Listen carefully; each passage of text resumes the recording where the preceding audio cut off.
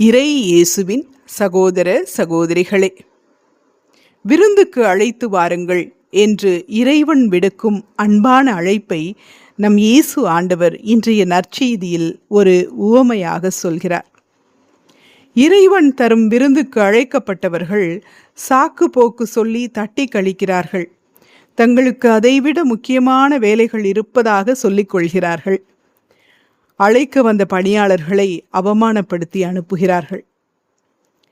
இந்த உவமையில் மட்டுமல்ல, இன்றைய உலகிலும் இறைவன் தரும் விருந்து புறக்கணிக்கப்பட்டு கொண்டுதான் இருக்கிறது என்பது வேதனையான உண்மை. தினம்தோறும் நம் பங்கு ஆலயத்தில் நடக்கும் திருப்பலியில், இறைவனின் திருவிருந்தில் பங்கேற்க வருபவர்களை நாம் விரல் விட்டு எண்ணிவிடலாம். வாரம் ஒருமுறை ஞாயிறு திருப்பலியில் கூட பங்கேற்க ஆர்வம் காட்டாதவர்களின் எண்ணிக்கை நாளுக்கு நாள் அதிகரித்து கொண்டே இருக்கிறது. இறைவன் தரும் விருந்து நம் ஆன்மாவுக்கான உணவு. உடலும் மனதும் மகிழ்ச்சியோடு இருக்க அறுசுவை விருந்தை நாம் தேடி உண்ணுகிறோம். ஆன்மாவை மட்டும் பட்டினி போடுவது முறையாகுமா?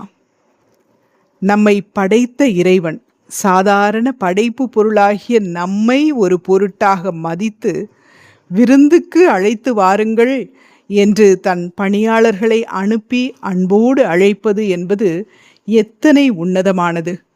அழைக்கப்பட்ட நாம் எத்தனை பேறு பெற்றவர்கள்! நம் தாயும் தந்தையுமான இறைவன் நமக்கு அன்புடன் அளிக்கும் விருந்தில் பங்கேற்று நம் ஆன்மாவை ஊட்டம் பெறச் செய்வதை விட வேறு முக்கியமான வேலை நமக்கு என்ன இருக்கிறது? உடலுக்கும் மனதுக்கும் நாம் கொடுக்கும் முக்கியத்துவத்தை ஆன்மாவுக்கும் கொடுப்போம். இறைவன் தரும் ஆன்ம விருந்தில் அன்றாடம் பங்கேற்போம். இன்றைய இறை வார்த்தைக்காக இயேசுவுக்கு நன்றி.